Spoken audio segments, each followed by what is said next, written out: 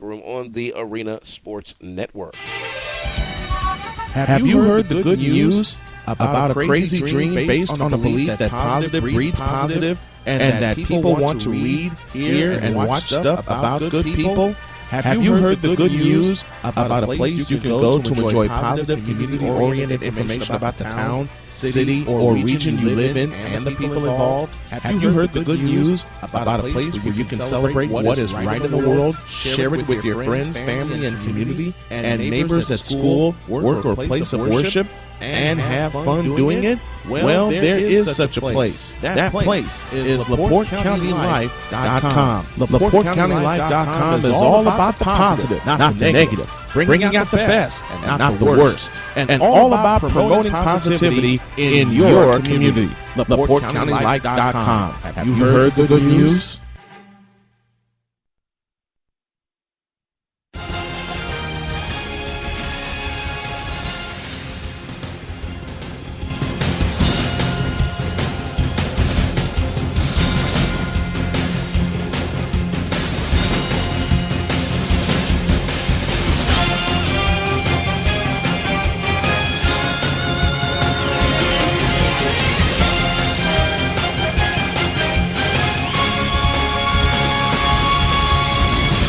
Back here on the Afternoon Locker Room presented by Gigahertz.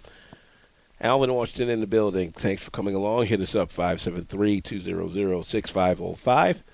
Guests on the show appear courtesy of the Verizon Wireless hotline.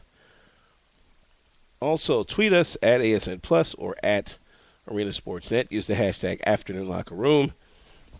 And don't forget to jump on the great Facebook page, The Afternoon Locker Room. Coming up into the holidays, we'll have some best ofs coming up starting on Monday as we'll take our holiday break. We will have some action for you throughout the holidays, so be listening to the Arena Sports Network and ASN Plus for that. But this is our last original show of the year, and we do appreciate all of you joining us on our updated edition of the Afternoon Locker Room. Looking forward to doing it again as we cross the new year. With that in mind, let's go to the NHL. Quick look at some news before we jump into the scores. Looks like Corey Crawford will make his return on Saturday for the Blackhawks after having a lower body injury as well. He will start against the Columbus Blue Jackets. A welcome sign for the Pittsburgh Penguins. They'll get their captain, Sidney Crosby, back. He had been out 3 games since being diagnosed with, of all things, the mumps. And again, it looks like they're attributing that source of the mumps to a children's hospital in Pittsburgh. There have been a lot of teams in the NHL that have canceled their visits because of that revelation. Mr. Hockey, Gordie Howe, starting to move around a little bit after having had a stroke about a week and a half ago, and lots of folks around hockey are glad to know that the Hockey Hall of Famer is back alive and well. The Montreal Canadiens are going to be honoring former captain Sekou Koivu, the native Finn, very instrumental to the last Stanley Cup championship run of the Canadiens earlier before the millennium.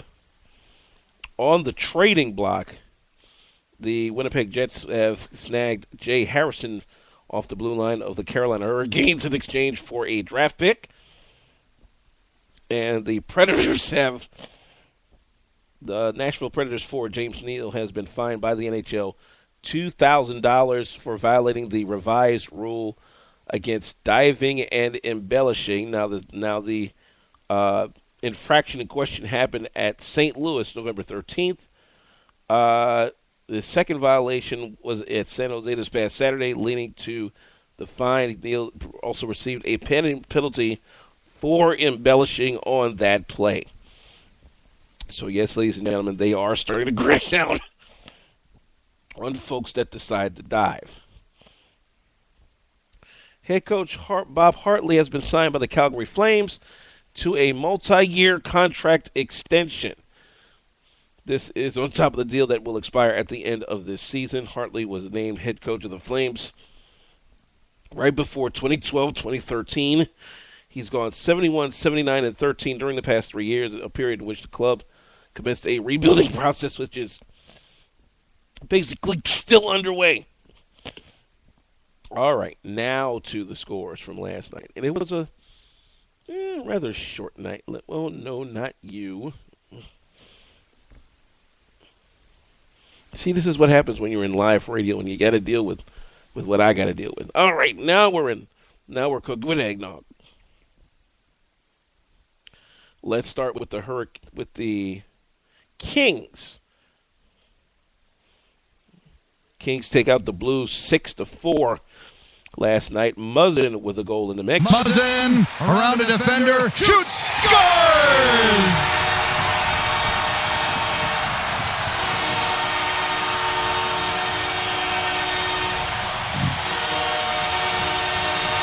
Great poise, great patience, shown right there by defenseman Jake Muzzin. Jake Muzzin picking up his third goal of the year on that play. KABC, thank you very much out in L.A. 6-4 the final. That goal at the time gave the Kings a 5-3 lead. Moving on down the line, we've got the Sharks going on against the Oilers. They won that game by the final of 4-3. Goodrow with a goal in that game. Dylan Block stops and attempted a headman feed goes to Goodrow. For Burns, a breakaway. He's in. He shoots. He scores!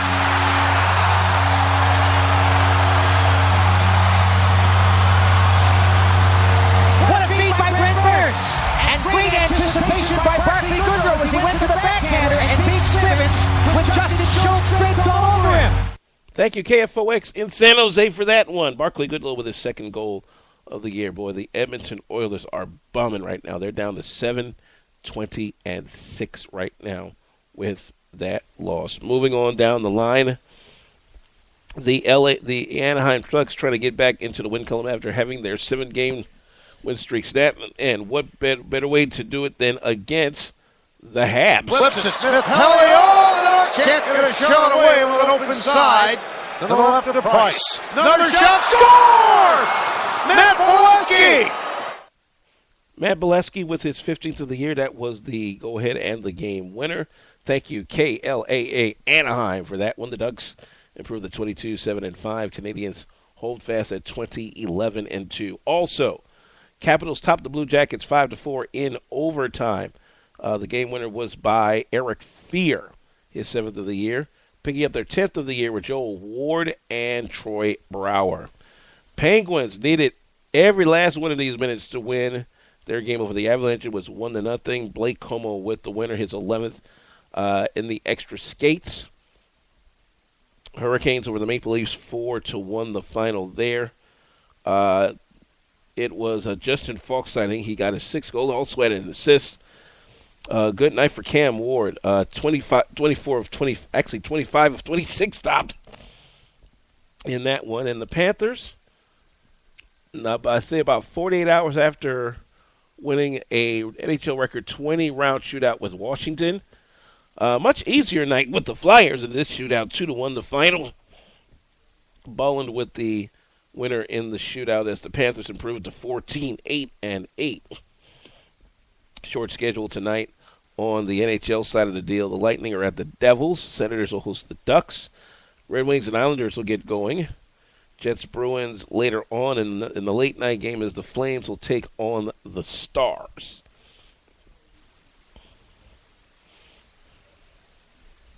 Jumping into the NCAA football ranks as we are on here on the Afternoon Locker Room presented by Gigahertz, and that's where we come in. This portion brought to you by Pesco, the Portage Electric Supply Corporation. 573-200-6505. Call in, let us know what's good. Tongues are wagging across Ann Arbor about potentially having one of their own come back. In this case, Jim Harbaugh, current San Francisco 49ers coach, considering a return to the Michigan Wolverines as their coach. However, in discussing that opportunity, he said he will only talk about the job that he currently has. And this year, it hasn't been exactly the greatest job on the block, considering his team is 7-7 out of the playoffs for the first time, and then just having to had released one of their top linebackers in Ray McDonald due to domestic violence issues.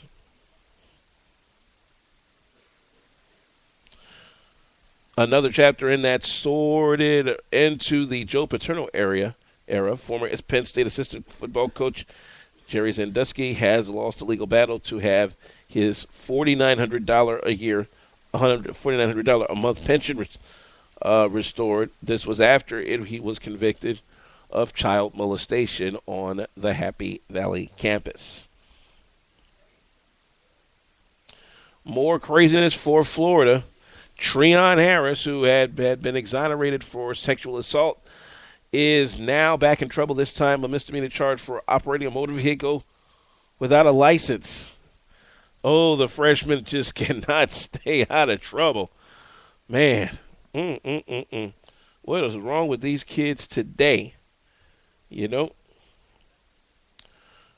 With the college football playoff now set, former West Virginia Athletic Director Oliver Luck, one of the 12 original members of the CFP selection committee, who's now going to the NCAA as a vice president, gives the process and the group an A grade. He said that in comments to the Associated Press. Oliver Luck, who of course is the father of one Andrew Luck, who plays for the Indianapolis Colts, said, quote, "There will be plenty of review sessions with the members of the committee, and I'm sure a lot of external folks to discuss what can be done. I thought the 10 commissioners really put a marvelous process together. I thought Bill Hancock and his staff in Dallas did a great job of shepherding this first committee through the process, and I think the committee members, in terms of their intelligence and integrity and preparation and all the film that was watched and the debates we had in the conference room, were very productive. I think the process worked very well." Bill Hancock, he was referring to, is the executive director of the college football playoff.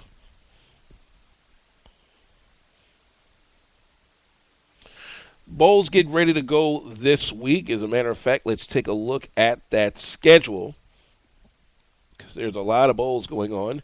So on Saturday, there's 5 of them. We'll start with the R&L Carriers New Orleans Bowl at the Mercedes-Benz Superdome. 10 a.m. kickoff. It'll be Nevada against Louisiana Lafayette. Then at 1:20 p.m. Central Time, the Gildan New Mexico Bowl is up. It'll be UTEP taking on Utah State. The only ranked team on Saturday that will be playing will be number 22 Utah.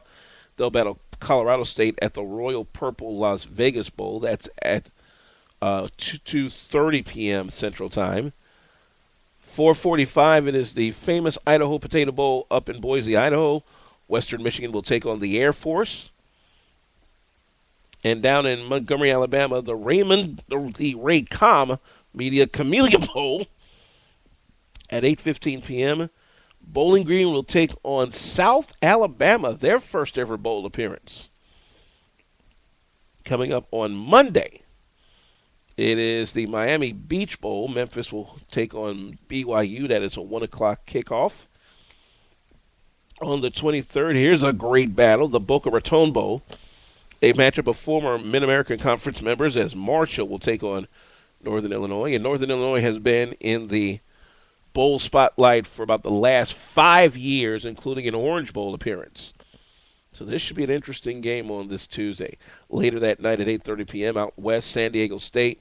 In what basically is a home game for them, they'll take on Navy in the San Diego County Credit Union Poinsettia Bowl. On Christmas Eve, this Wednesday, it is the Popeyes Bahamas Bowl, the only bowl outside of the continental United States that will be played. Western Kentucky's got Central Michigan at 11 a.m. Central. Then the Hawaii Bowl has Rice taking on Fresno State. That's at 7 p.m. Central Time. Next Friday, you've got the Zaxby's Heart of Dallas Bowl. Louisiana Tech takes on Illinois, who just barely got